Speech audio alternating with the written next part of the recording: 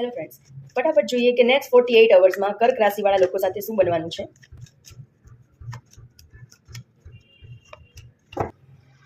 કોઈ તમારું નેક્સ્ટ 48 અવર્સમાં દિલ દુખાવી શકે છે, તમને હર્ટ કરી શકે છે. તમારે મેન્ટલી સ્ટ્રોંગ રહેવાનું છે અને આ સિચ્યુએશનમાંથી બહાર નીકળવાનું છે. તમને કોઈ વ્યક્તિની સચ્ચાઈ સામે આવી શકે છે કે હું આ વ્યક્તિને આવી ગણતો હતો અને આવી નીકળી. તમે જે એમને જોતા હતા જે રીતે એવી એ વ્યક્તિ નથી. એ તમારું દિલ દુખાઈ શકે છે નેક્સ્ટ 48 અવર્સમાં.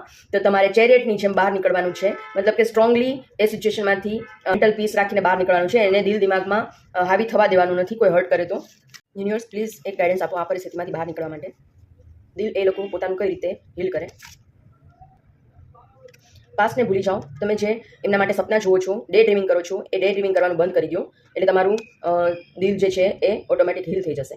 એને એ સપના જોયા કરશો તો વધારે ને વધારે તમને દુઃખ થશે. તો ડે ડ્રીમિંગ કરવાનું બંધ કરી દો.